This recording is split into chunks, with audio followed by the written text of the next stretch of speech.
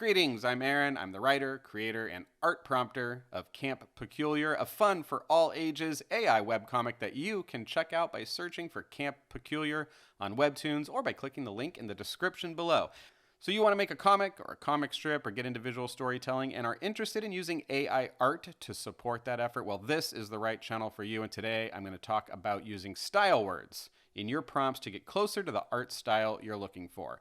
Really quick though, there's something serious we need to talk about first. In my opinion, there is a social and or professional difference between sampling a general style of art and sampling a specific person's art style. So sampling the word comic book to me is different than sampling Jack Kirby's style or Jack Kirby's art style. Thinking about how art styles were developed before there was AI, thinking about what role influences and mentors had on art and personal art styles, and now how that works with the advent of AI, well, I think it's worth some thoughts and some conversations, because today we're going to do some specific and general art sampling to see how MidJourney handles those requests. In the end, I've landed on a blending of many styles or a few styles as a great place to start this conversation about art style in visual storytelling, something we're going to look at in just a few minutes.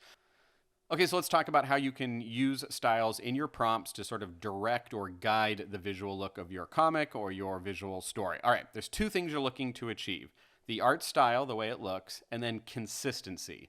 Getting the style that you're looking for is medium level of difficulty, but getting that to be consistent across all the images that you're going to request for the panels in your comic strip is difficult.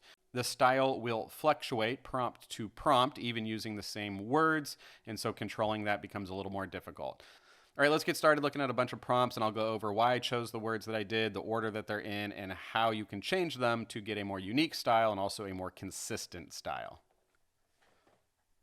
All right, so first up, let's look at how a prompt is constructed just really quickly in Discord. When you're working with MidJourney, you start with, of course, /imagine. That brings up the prompt parameter. And then I generally go in this order. The important words first. Let's get a little pointer up there. I usually go in this order. The important words first, things I would like to influence those words, then the style information, and then any parameters that you have at the end, like aspect ratio or things you would like to exclude from your prompt. So an example of that would be imagine man, conductor, train, outside forest, photorealism. This is what I got back. I ran this a bunch of times, and the reason why the word train here is highlighted in yellow is because I realized it was becoming what I call a power word, or a word that was overwriting my prompt. And I was not getting a man who was a train conductor. I kept getting train stuff, that word was just too powerful. So I switched it around and changed it to man, train conductor, and I hyphenated it and started getting back what I was actually looking for. And that is just one example that we'll look at in a second with a powerpuff example of what I call a power word, or a word that's sort of taking over your prompt. All right, so let's take a look at how to actually start directing style then. Here's an example of a prompt: teenagers, tug of war in hyphenated, summer camp, Jack Kirby style, just Jack Kirby style. And you can see we get a lot of color, we get some painterly stuff. None of this stuff looks like comic book stuff or stuff that you would think of when you think of Jack Kirby style. The same prompt run, teenagers, tug of war, summer camp, Powerpuff Girls style. So again, we get a lot of color and nothing that actually looks like Powerpuff Girl stuff. As you can see, these results are not really usable at all. They're mostly just colors, and we'll get into more of why that is. It's worth noting that if I ran these a bunch more times, which I did, I would get different results, but none of them super usable just on their own. So the next thing we can do is try blending two things together. So here we have teenagers talking in the forest, Adventure Time style, and Pendleton Ward art style, who is the creator of Adventure Time. So we're trying to blend things two together. All of this looks usable to me. The image in the upper left here has the most Adventure Time-ish faces, but certainly when you're facing away from the characters, more usable and more of a blended style when you start including more styles in your prompt. So here's two examples of style requests and prompts that I find unusable because they look too much like the original artist's personal style. Happy Teenager, Adventure Time style, Pendleton Ward, who's the creator of Adventure Time.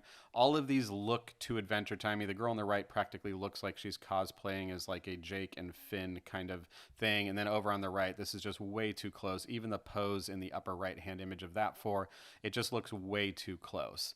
And so these have two styles in them. They have the television show or the cartoon Adventure Time and Powerpuff Girls, and then the artist that made those. And the reason why I included both there is to try to get a wider sampling of that person's art outside of that TV show. But a problem then is introduced, and that is that the cartoon show titles, Adventure Time and Powerpuff Girls, those become what I call, again, those power words, where adventure and time are influencing the art too much, and Powerpuff and Girl is influencing the art too much. So this is another example of a power word where Captain America, I'm looking for that style, but I don't want Captain America, and it's just too powerful.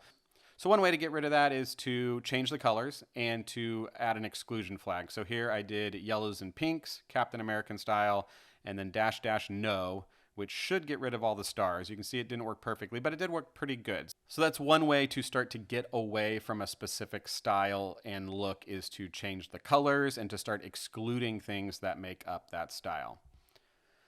And so here's an example of what I mean by the Adventure Time word or the Powerpuff Girls word sort of overwriting or overpowering your prompt. So I did Happy Teenager, Powerpuff Girl style, Craig McCracken style, and just kept getting back a lot of pinks and a lot of Powerpuff Girl poses. And so that kind of let me know that MidJourney was looking at this word Powerpuff Girls, not as a style, but as part of the prompt.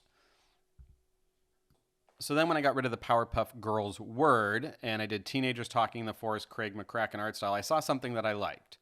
And that was that it didn't look directly like that person's art style, and it had this sort of children's book look to it that I was after, or that I liked in this particular example. So then I think that's one of the things that you can do to start making it unique or your own, is to start blending styles together. So I like this Craig McCracken, but children's book style, and so I wanted to see what would happen if I put those two things together. And so here's an example of that, of Teenagers Talking in the Forest, Craig McCracken art style, children's book art style. And you can certainly put as many of these as you want. Theoretically, the more that those words are to the right of the prompt or the end of the prompt, the less influential they will be. So you might actually try mixing those up and putting children's book style before Craig McCracken.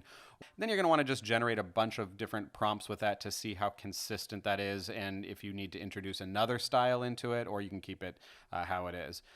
So this one I like, but I feel like I want a little bit of comic book influence on that. None of this stuff's guaranteed. You're like requesting it, and MidJourney sort of deciding on its own whether or not it will give you what you want.